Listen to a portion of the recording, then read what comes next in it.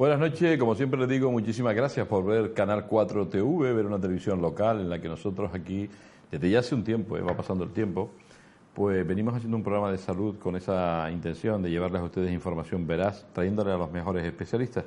La persona que me acompaña ya ha estado en varias ocasiones, yo cada vez que puedo lo invito, porque creo que como especialista es de los mejores que hay, es urólogo y es una patología que a los hombres, pues a nosotros, nos afecta mucho el tiempo, y el tiempo hay que estar bien informado, pues tenemos que hacer revisiones, de eso vamos a hablar, de lo que es la próstata, de lo que es la prevención del cáncer de próstata. Pero mire, casualmente en esta fecha en la que se nos acerca el verano, parece que hay una preponderancia por las infecciones urinarias. Y con eso vamos a empezar, y además vamos a pasar a saludar a don Héctor Ajubita, que es el responsable del tema urológico en el Hospital Santa Catalina, el jefe de servicio, y lo vamos a pasar a saludar. Doctor Ajubita, buenas tardes. Buenas tardes. Siempre le doy las gracias porque siempre le ocupo, le saco del hospital y le traigo aquí a la televisión y le doy las gracias. Yo encantado. Porque es importante. Hablar de esto, yo creo que evidentemente no podemos hacer diagnósticos diferenciales, ¿verdad? Pero es importante que estemos informados, ¿no? Sí, sobre todo porque las infecciones urinarias, lo que comentabas antes, ¿no? Uh-huh. Las infecciones urinarias se pueden prevenir, se pueden tratar muy bien. Nos estamos acercando a algún tiempo ya, la época de playa, de piscinas, y eso especialmente en la mujer hace que las infecciones, la cistitis, ¿no? Las infecciones no complicadas, que son las habituales, sean más frecuentes, ¿no? Pues, mayoritariamente, fíjese, yo que hablo con muchos médicos, los ginecólogos incluso, que yo parece que lo tenía claro, pero no lo tengo claro, quiero que me lo aclare usted. Generalmente suelen mandar también los ginecólogos cuando ven infecciones urinarias, se lo mandan a los urólogos, ¿no? La infección, aunque ellos podrían tratarlo, ¿no? Claro, y el médico de cabecera también. La infección urinaria no complicada, especialmente en la mujer, es tan frecuente que la puede tratar cualquier médico. No es necesario ser urólogo.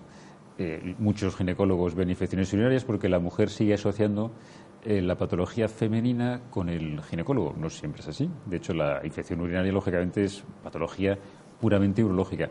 Pero por frecuencia y por falta de complicaciones, quizás la trata más el médico de cabecera, el médico general. Aunque es un problema urológico, pero que está en común, que lo puede tratar cualquier médico. Ha dicho usted aquellas no complicadas. ¿Por qué? Porque hay infecciones urinarias que se complican. Claro. La infección urinaria más común, especialmente en la mujer, es la cistitis. En el varón, la uretrocistitis. Pero la cistitis significa una infección de vejiga. Cistitis, vejiga, ¿no? Sí. Entonces, esta es la infección común más frecuente. ¿Por qué? Pues porque la mujer tiene una uretra cortita, luego vemos alguna imagen del aparato urinario masculino y femenino, las diferencias que hay. El aparato urinario femenino tiene una de las diferencias es que después de la vejiga tiene la uretra, y la uretra es corta y además desemboca en el introito vaginal, prácticamente a la entrada de la vagina. Y el ano está...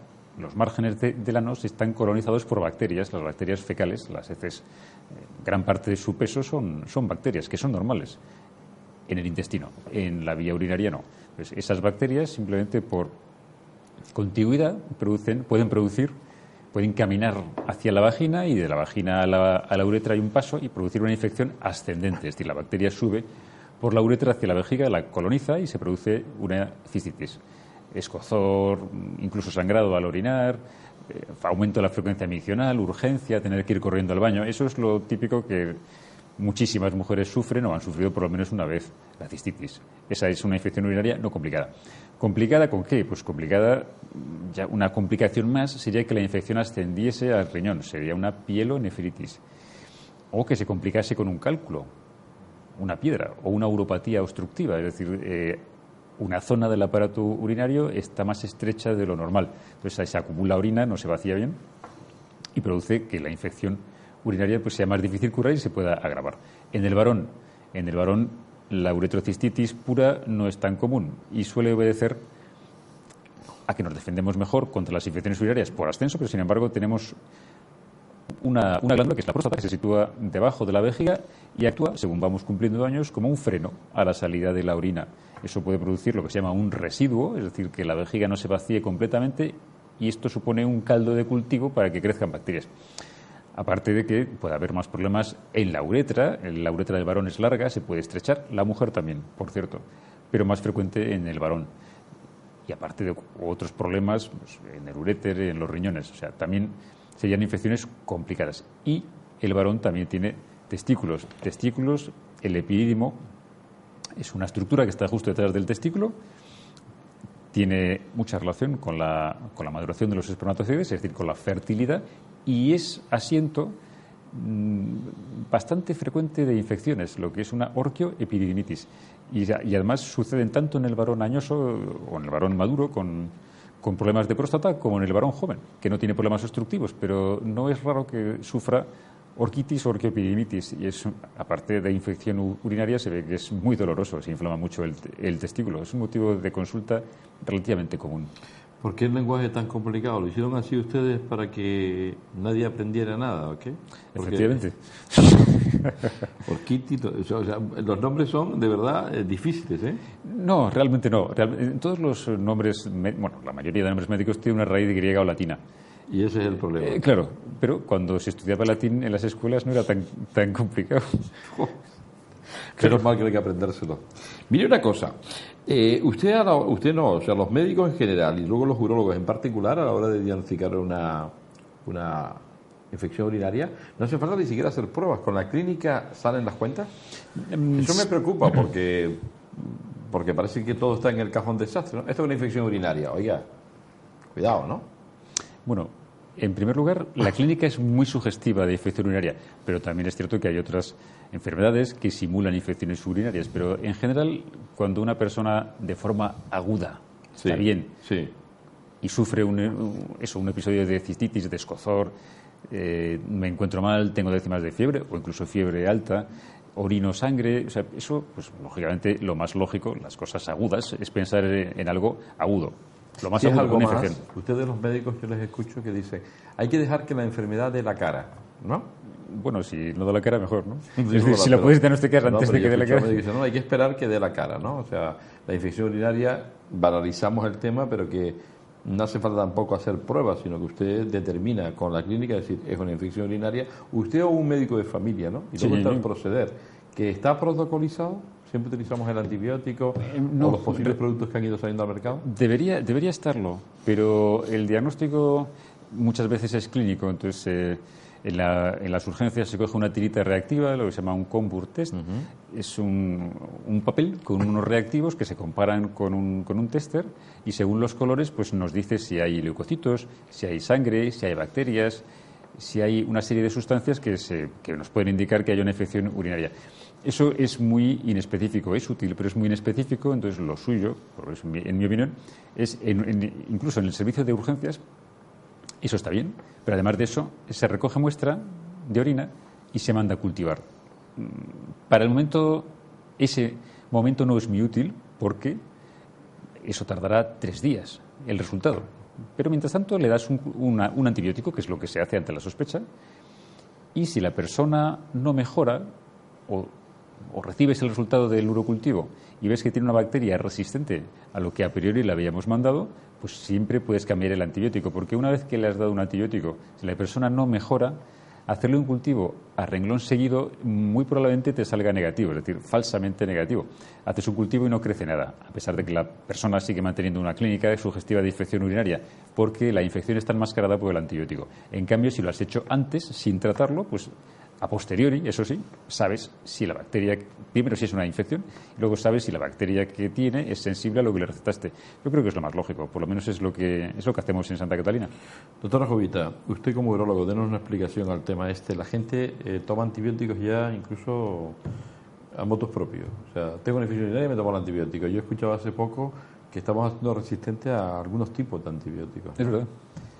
Es verdad, lo estamos haciendo mal. ¿Qué habría que hacer en estos casos? Bueno, ahora es difícil que la persona tome un antibiótico si el médico no se lo receta. Sí, pero porque la farmacia, no lo dispensa. ¿O no? A ver, ¿ve usted otra opción? Sí, depende de la persona, lógicamente, ¿no? Hay mujeres que saben perfectamente cuando tienen infecciones urinarias, digo mujeres porque eso es más común, ¿no? Cuando tienen infecciones urinarias porque se conocen los síntomas, claro. Se conocen los síntomas y además los sufren con cierta frecuencia. Entonces, una de estas mujeres con una infección, una clínica de infección urinaria, sabe que tiene una infección y se puede encontrar con que es un sábado de noche, por ejemplo. Pues, claro, tiene que ir a un servicio de urgencias, el farmacéutico no se la vende porque no se la puede vender. no tiene una receta. Entonces tiene que ir al servicio de urgencias, hacer una cola, una lista de espera, tal. Al final, para darle un antibiótico, meterle la tirita reactiva, el Comburtest, y darle un antibiótico, y dice, la persona dice, caramba, esto me lo podía haber solucionado yo mismo. Claro. O sea, en esos casos yo creo que sí sería razonable. Yo, de hecho, a las muchas pacientes les doy recetas. Digo, mire, cuando tengo una infección urinaria, si no le viene bien venir a urgencias o cualquier cosa, pues ya sabe usted sabe mejor que nadie si tiene una infección urinaria. Lo que no sabemos es qué bacteria será. Pero bueno, por las que ha tenido la persona, pues suponemos que este fármaco que le vamos a dar, este antibiótico que le vamos a dar, será efectivo. Y si no es efectivo, pues ya vendrá por aquí. No, yo no lo veo mal, ¿eh? No. Las infecciones urinarias llegan principalmente al médico de familia. ¿Cuándo llegan al urólogo? ¿Cuando son más complejas o no? ¿O usted ve infecciones urinarias, permítame que utilice el término, primarias, o sea, de inicio, también la ve el urólogo? A ver, en la pública no. En la pública no. En la privada sí. Y eso ¿Tiene una explicación que nos la va a decir usted? Claro, es muy sencillo. En la medicina privada no existe, o por lo menos no está muy establecido, el filtro que supone el médico de atención primaria. Bien. Porque la persona consulta con el especialista a petición propia. Entonces, yo veo muchísimas infecciones urinarias que no son complicadas, cistitis. Que la puede dar el médico de familia, claro, que es lo habitual además. Especialmente en el sistema público. ¿Por qué? Porque en el sistema público el paciente no puede pedir cita con el especialista. Es el médico de cabecera el que tiene que pedirle la cita, cuando lo estima oportuno, con el especialista. Entonces, ahí sí el médico de cabecera supone un freno que muchas veces es muy beneficioso, porque el médico de cabecera cumple una labor fundamental en el sistema y supone el freno al especialista. Si además cuentas con que las listas de espera de los especialistas son muy altas en el sistema público, pues yo lo veo lógico. Lo veo lógico. Sí sería bueno lo que comentábamos, ¿no? Hacer un cultivo, pero eso se puede hacer en cualquier servicio de urgencias. Seguramente sale un poquito más caro, pero vale la pena. ¿Es motivo de urgencia una infección urinaria? Una persona puede coger y decir a las 2 de la mañana, a las 3 de la mañana, es decir, yo me encuentro fatal, tengo fiebre, estoy muy preocupado, y aparecer en un servicio de urgencias con una infección urinaria, ¿eso se puede dar? No ha tenido infecciones urinarias, ¿verdad? Yo no, pocas. Son verdaderamente, o sea que sí, pueden ser verdaderamente desagradables y dolorosas. ¿Ah, sí? Sí, sí. ¿Cuáles son los síntomas? Ya los he ido usted comentando, pero ¿de llegar a ese punto? Sí, sí. Dolor al orinar, pero que hay personas que les duele tanto que se retienen de orinar e incluso entran en retención. O sea, que eso nunca me ha pasado. ¿A usted le ha pasado eso? No, pero sí recuerdo cuando era... Pero se lo comentan. No, pero yo lo recuerdo perfectamente. De jovencito tuve una infección urinaria, además estaba en Austria y venía en tren. Tuve que coger varios trenes para llegar a Madrid. Y las pasé canutas, pero canutas. Sabía lo que tenía porque era estudiante, sabía lo que tenía, pero no tenía ningún antibiótico. Y lo pasé muy mal. Tenía fiebre, orinando miserablemente, y lo pasé mal. O sea, entiendo que la persona vaya a urgencias, que por otra parte es que si no vas a urgencias tienes que esperar al día siguiente a que te atienda el médico de cabecera. Es normal. Sí, yo creo que es lógico. O sea, no es una urgencia vital, evidentemente, pero si es un motivo de urgencia, yo creo que más que justificado, ¿no? Yo esta pregunta se la he hecho en otras ocasiones. Yo no quiero con esto alarmar, pero hay personas que tienen infecciones urinarias, pues pongamos un tiempo. En un mes pueden tener 2, 3, 4 infecciones urinarias. ¿Eso ya es más preocupante? ¿Qué está pasando ahí? Eso es lo que hay que averiguar. ¿Qué está pasando? Porque evidentemente no es normal. Cualquier mujer puede tener, vuelvo a insistir en el tema femenino porque son más frecuentes en ellas, cualquier mujer puede tener una infección urinaria de vez en cuando. Y eso, pues lo más probable es que no suponga nada, o sea, que no haya nada detrás. Pero cuando la infección es frecuente, algo pasa. Y ese algo puede ser simplemente que es una bacteria resistente o que hay algún factor que predispone a las infecciones urinarias, sea mujer o sea hombre. Y eso, fundamentalmente, habría que buscar piedras, litiasis, depende de la bacteria, y factores obstructivos, que los hay. Es decir, algo que no me deja orinar bien, no me deja vaciar bien la vejiga, un reflujo, cualquier cosa. O sea, eso sí vale la pena buscarlo porque con frecuencia encuentras que a veces hay que buscar de forma dirigida, pero encuentras algo que es la responsable de las infecciones urinarias. Estaba pensando en un tipo de pacientes, y estoy con este tema desde hace tiempo, porque el otro día entrevistaba a un dermatólogo y le preguntaba, oiga, ¿el diabético tiene más problema en la piel? Y dice, pues sí. Y ahora se lo pregunto al urólogo.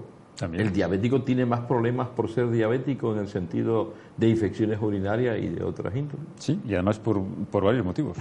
Primero porque el diabético con mal control tiende a excretar, cuando el azúcar sube de un determinado nivel, supera la capacidad de reabsorción del riñón y tiende a excretar azúcar en orina. Eso puede ser motivo de infección urinaria. Por cierto, hay fármacos para la diabetes que producen excreción en orina de azúcar. Y sin embargo, Perdón, a ver, hay fármacos para control de la diabetes hay fármacos que producen aumento. Los más conocidos, la metformina, por ejemplo. ¿No se está refiriendo a eso? No. Vale. Fármacos que sirven para disminuir el azúcar en sangre excretándolo en orina. Sí. Los laboratorios farmacéuticos dicen que no produce infecciones urinarias, pero verdaderamente sí puede producirlas. No es ¿Y eso se habitual. utiliza habitualmente? Sí, y además van muy bien. Van bien, pero ¿tienen ese efecto secundario? Aunque no hay estudios que lo demuestren fehacientemente, y yo sí me he encontrado varios pacientes que tienen excreciones ¿Qué hace elevadas. usted ahí en este caso? ¿Lo retira? Bueno, yo se lo sugiero al endocrino. Que vaya al endocrino. Y le sugiero que si le puede cambiar por otro fármaco que le controle mejor el azúcar sin necesidad de Sin que aparezca tener en que ir a orina, ese claro, fármaco. pues fantástico, ¿no? Es curioso, decía el doctor Marañón, ya me lo han oído 1.000 millones de veces, que no hay enfermedades sino enfermos. Aquí es una de las formas de verlo. A muchos nos afectarán, a otros no.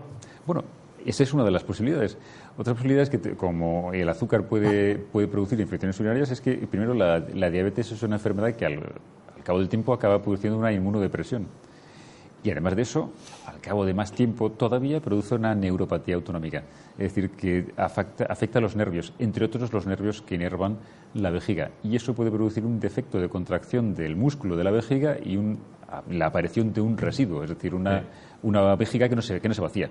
Es otro factor que hace que el diabético sea más proclive a infecciones urinarias. Déjeme hacer una pregunta saliéndome de las infecciones urinarias y de la urología. Necesito saber su opinión. Dice la Organización Mundial de la Salud, yo entrevistaba ayer en Radio Las Palmas a una persona, le hacía esta pregunta y él me decía, me daba una respuesta, da igual. Yo quiero saber cuál es la suya. La Organización Mundial de la Salud dice que que la salud es el equilibrio entre lo físico, lo psíquico y lo social. Y yo le pregunto a usted, ¿estar sano totalmente? Es imposible. Cuando no te falla una cosa, te falla la otra. Bueno, ¿Cuál es su opinión sobre esta verborrea mía? casi te diría que es un problema mental. Pero Casi siempre. la salud es un estado físico y mental, eso está claro. Sin duda. Pero vamos a ver, como me decía un profesor hace ya años, Sí. es que, dice, nos hemos empeñado en vivir mucho. Vivir mucho. Claro, hace no mucho, porque en términos evolutivos... Es verdad, es obsesión, ¿eh? No, Ya. no, pero sí, yo, lógicamente todos queremos vivir mucho y además morirnos cuando nos llegue la hora haciendo parapente, vamos. O sea, hasta el momento... Sí, sí, las exigencias son máximas. Claro. ¿eh? Entonces, yo tengo 90 años y yo quiero estar como cuando tenía 60. Claro. Eso es imposible. O ¿eh? como cuando tenía 30. Joder, eso ya es una pasada. Es imposible, efectivamente, pero sin embargo, o sea, vamos sufriendo un desgaste y eso es normal. Entonces, el estado de salud de una persona tiene que ver mucho con su edad, con sus circunstancias. Con la biología. Claro, exacto. Que va envejeciendo. Con cada persona, sí, y con la genética que tenga esa persona. La definición de la OMS me parece muy bien, pero muy vaga. Sí, es verdad, y de hecho hay mucha discrepancia, o sea, no todo el mundo está de acuerdo, y debe ser que usted tampoco. Bueno, hasta cierto punto, y lo que comentaba, nos hemos empeñado en vivir mucho y vivir bien, lo cual me parece perfecto. Estupendo. Pero Hasta ahí. el cuerpo humano no estaba diseñado en sus orígenes, y de esto evolutivamente aparecimos ayer, no estaba evolucionado, no estaba diseñado para vivir tanto. Entonces vivimos tanto pues gracias a que tenemos una buena nutrición, una buena medicina, nos cuidamos, pero verdaderamente el cuerpo va sufriendo un deterioro progresivo. Y también lo que me han dicho varias personas, doctor, si usted a los 50 se levanta y no le duele nada, está muerto. Está muerto. Yo empecé antes. Es buena, ¿eh? Es buena la definición. Me lo han dicho ya varias así, personas. De forma jocosa, es muy buena, ¿eh? Sí. ¿Qué quiere decir? Que es verdad, ¿no? A medida que vamos cumpliendo años van a aparecer el dolor, va a aparecer la artrosis, va a aparecer el desgaste a todos los niveles, a nivel mental, a todos los niveles. A todos los niveles, efectivamente. Bueno, y eso hay que saberlo aceptar y adaptar a nuestras vidas. Es que lo que no puedes pretender es estar siempre como... Eso es lo saludable, en mi opinión. Sí, lo bueno. Claro, no, lo saludable, o sea, pues...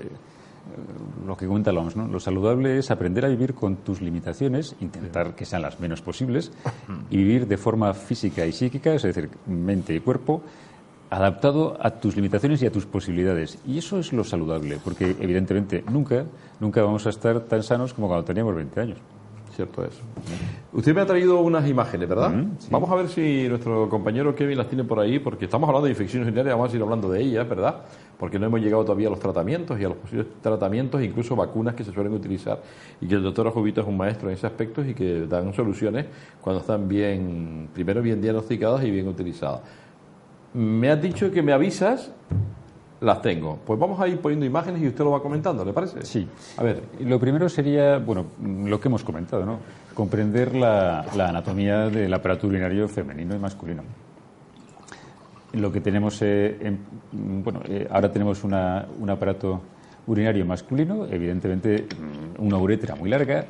Si seguimos el pene, que así nos orientamos mejor, tenemos el pene, un conducto que lo atraviesa, que es la uretra, llegando hacia arriba, es decir, si yendo de fuera adentro, tenemos en la base de la vejiga la próstata, que es esa glandulita que está justo en la desembocadura, en la unión entre la uretra y la vejiga, y por arriba la vejiga. De la vejiga o a la vejiga llegan dos tubitos que salen del riñón, que son los uréteres, es decir, la orina se hace en los riñones y baja por los uréteres hasta la vejiga, donde se acumula, se almacena. Es lo que nos da la continencia social. No podemos estar orinando permanentemente porque la orina se está haciendo permanentemente, pero se almacena en un sitio a una presión prácticamente cero, hasta que alcanza un determinado volumen. La orina sale del agua. ¿Otra cosa? De la sangre, de los alimentos, me refiero. O sea, del agua, efectivamente, pero también. No solo del agua. Todos los alimentos tienen un componente acuoso muy importante. Entonces, lo que hacen los riñones es depurar. Vale. Son como estaciones depuradoras. Muchos de los venenos que hacemos en el organismo como desechos los disolvemos en ese agua, forma la orina y eso es lo que vamos a excretar.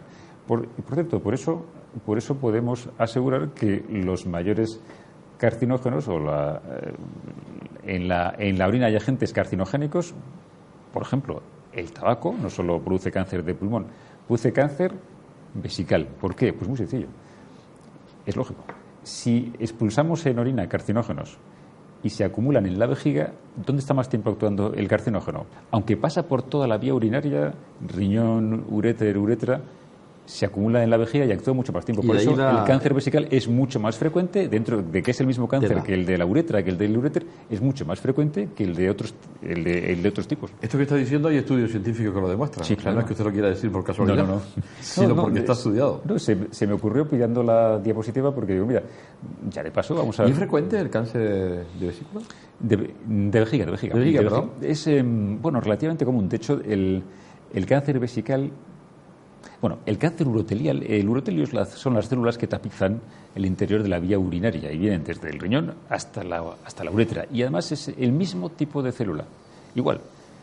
Sin embargo, en la vejiga está mucho más tiempo en contacto con agentes nocivos, carcinógenos, ¿no? que en otros órganos, porque simplemente la orina pasa por allí pero no se detiene. ¿Que sí es frecuente? Pues sí, relativamente común. Y además tiene una importancia muy importante.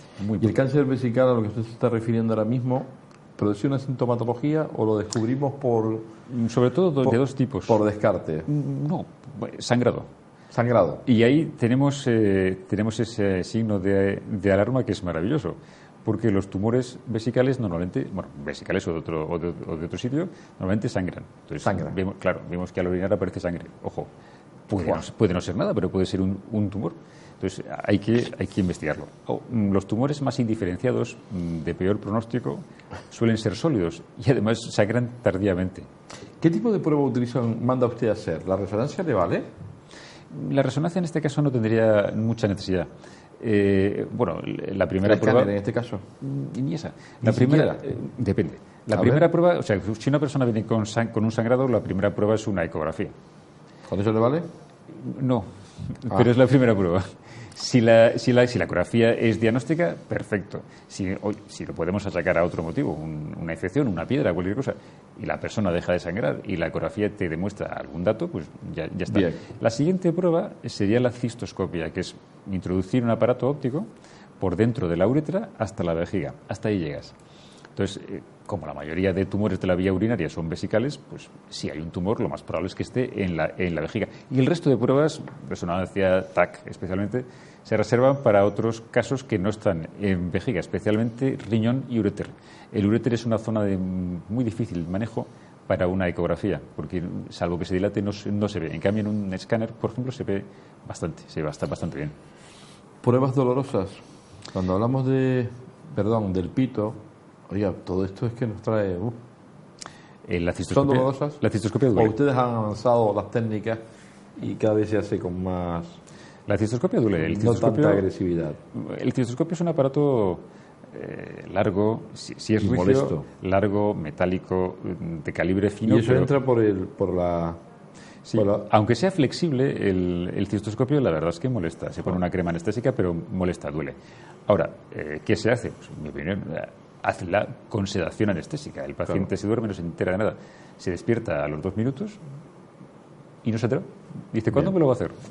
Ya está hecho.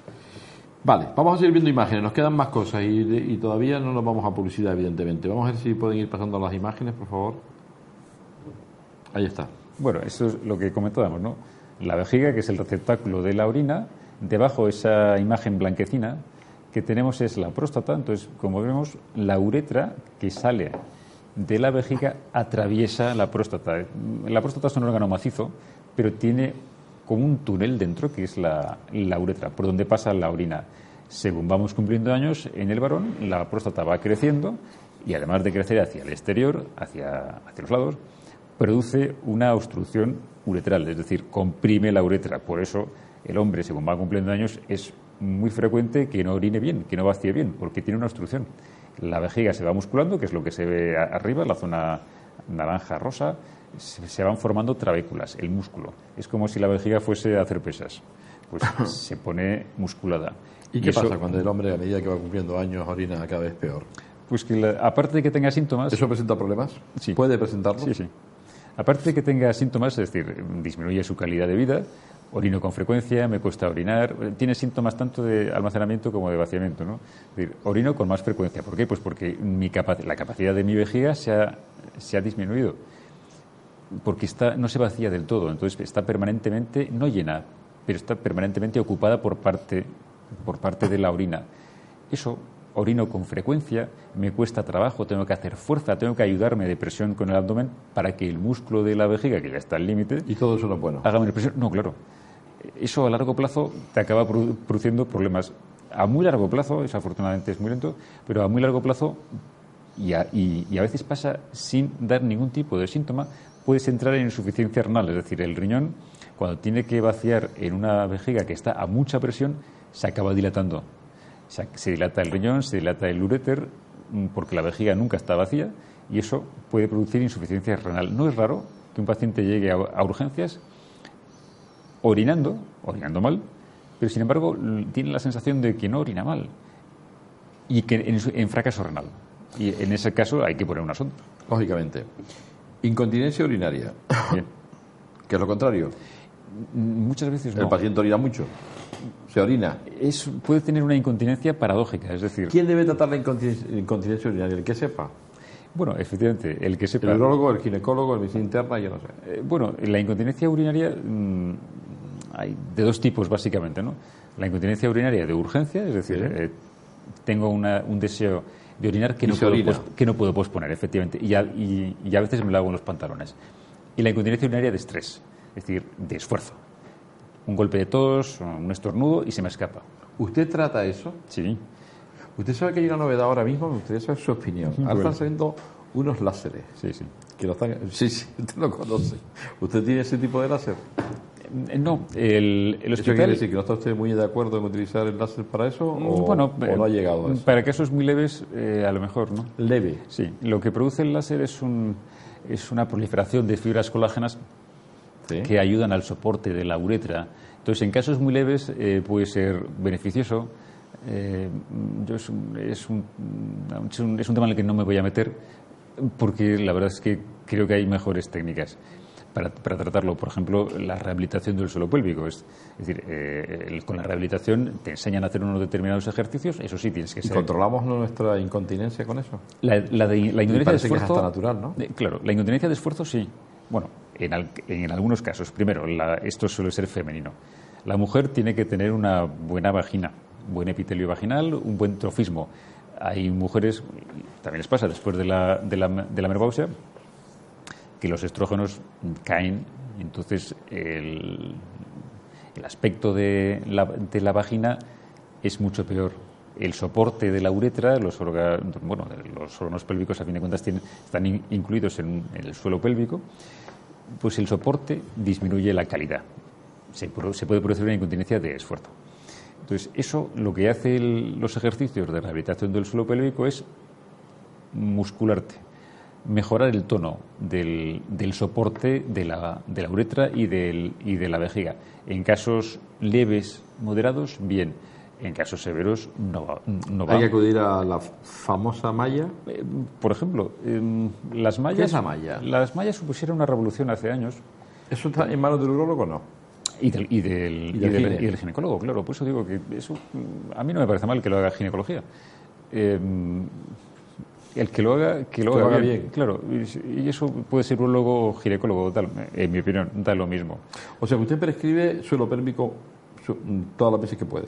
Le dice al paciente lo mejor solo cuando es que vaya a un rehabilitador cuando está indicado. Es decir, lo que tienes que hacer es hacer una buena historia clínica, desde cuánta orina pierde, desde cuándo, qué medidas utiliza.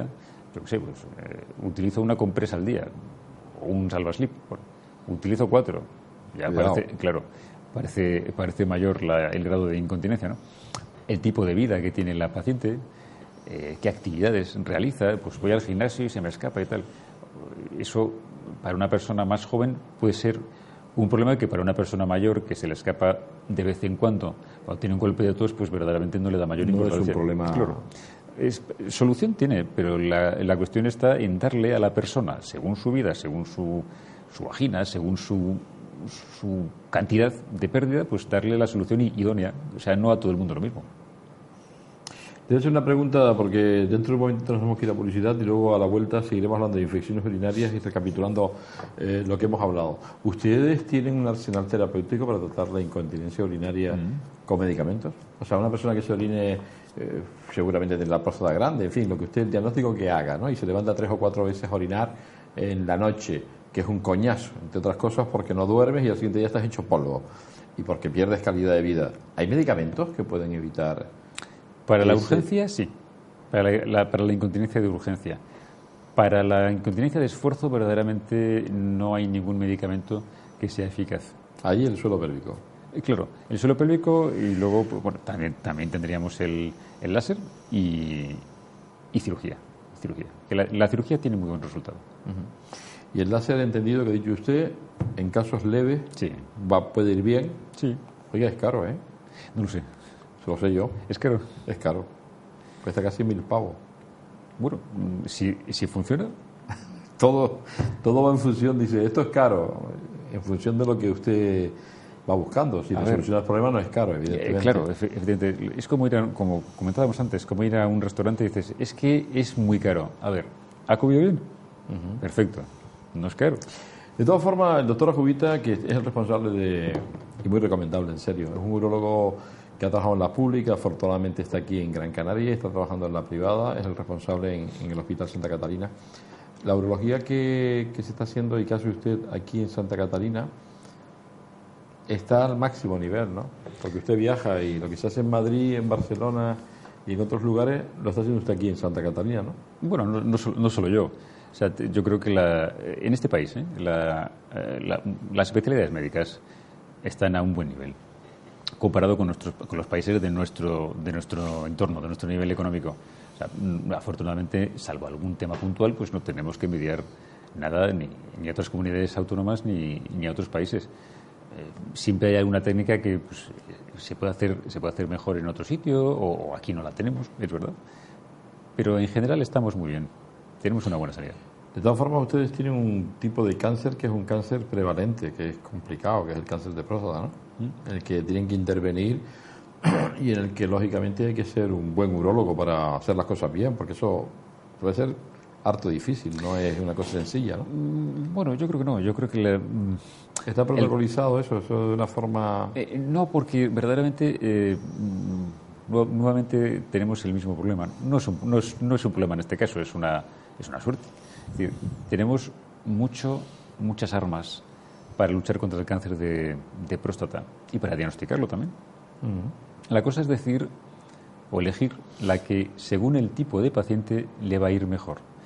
Porque se puede tratar de muchas formas, y igual todas son efectivas, pero el paciente queda más contento con una que con otra. O si coges un camino, digamos que sacrificas, quemas las naves a veces. Entonces, yo creo que el tratamiento del cáncer de próstata hay que individualizarlo. O sea, no puede haber, creo, un protocolo para todos igual. No sería bueno. Yo creo que eso te pasa en casi todas las cosas. Usted sabe que, usted lo sabe porque usted es un hombre, yo le decía espabilado, le decía inteligente. Nosotros los pacientes, aquellas personas que necesitan en un momento dado ir al urólogo o ir a otro especialista, preguntamos mucho. Aunque a veces se pregunta más. Bueno, eso es bueno. Pero eso es una idea americana que hemos ido la segunda opinión, el intentar que nos opere alguien que tengamos máxima confianza. Pero eso en todas las especialidades. Eso es bueno, ¿no? Yo creo que sí. Es más, yo a mis pacientes les aconsejo siempre piden una segunda opinión. Muy sencillo. Si el compañero que le va a ver le dice lo mismo que yo, me refuerza. Y si le dice algo diferente, pues el paciente es soberano y decide qué hacer. A mí eso siempre me parece muy bien. Experiencia, años, porque nos vamos a ir a publicidad, a la vuelta seguimos hablando de infecciones urinarias. Experiencia, edad, ¿cuál sería, digamos, de alguna forma, la variable más importante y dentro de su especialidad, un urólogo? Para saber que estamos frente a uno de los mejores o a un buen urólogo. ¿La experiencia? Bueno, yo creo que opere mucho. Sí, no, porque, a ver, a veces he tenido que escuchar expresiones como a capar se aprende capando, y yo creo que ¿verdad? no. Y yo creo que no. ¿Que no? No. A operar o a hacer las cosas bien, a diagnosticar, se aprende estudiando. Y luego aplicando los conocimientos en animales y después en el Homo sapiens. No me parece bien empezar directamente con una persona, esa es la verdad. Entonces, ¿qué es importante? Es, lógicamente, muy importante la experiencia que tienes, la actitud que tienes, los conocimientos que tienes y la empatía con el paciente. Eso es fundamental. ¿Por qué? Pues, quizás a veces hay que saltarse los protocolos. Tenemos varias opciones. La cosa es pensar que el que tenemos delante es una persona como tú. ¿Qué técnica le voy a emplear con esta persona? No con este cáncer, con esta persona.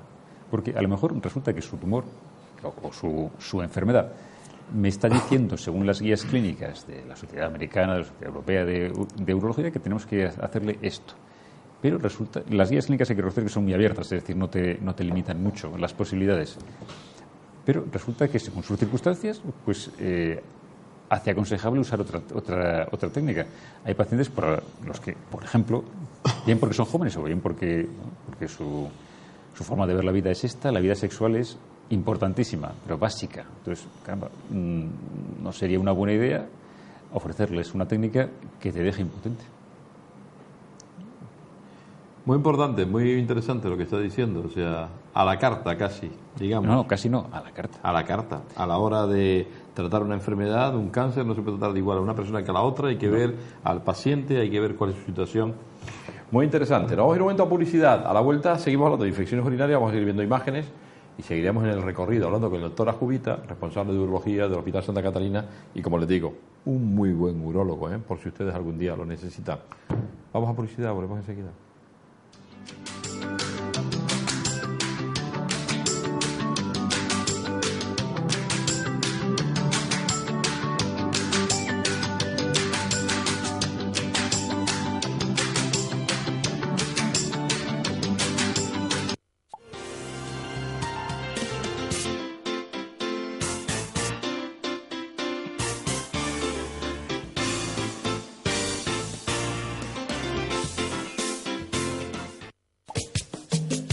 Hola, saludos, soy Juan Santana.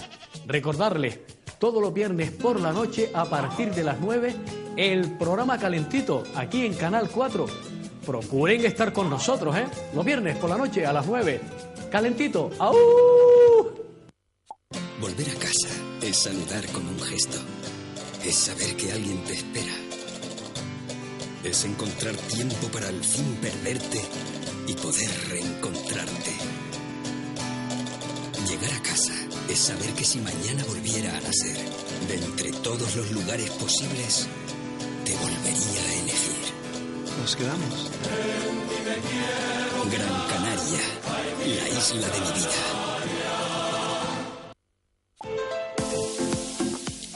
Resonancia Abierta Gran Canaria en Telde te informa que su resonancia se realiza en 24 horas. La máxima calidad al mejor precio de Gran Canaria, 180 euros. Llama y pide cita al teléfono que aparece en pantalla.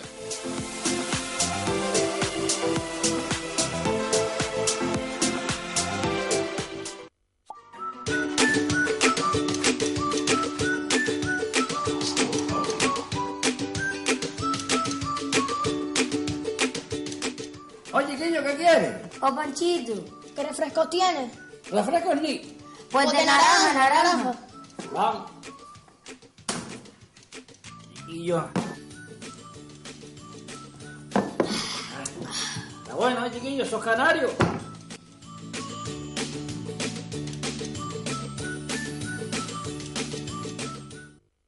Tu pasión, tu sufrimiento, tu apoyo, ¡Sácala de aquí! tu energía. Es que no, que nos relajamos, tío, nos relajamos. Lo vives en cada partido. ¡Métele un punto! Porque aquí jugamos todos. ¿Y tú? ¿Eres amarillo? Unión Deportiva Las Palmas. Todos jugamos. Abónate. Si buscas toda la actualidad política de Canarias y toda la información sobre los eventos sociales, culturales o deportivos de la sociedad canaria, la encontrarás en los informativos de Canal 4 Televisión.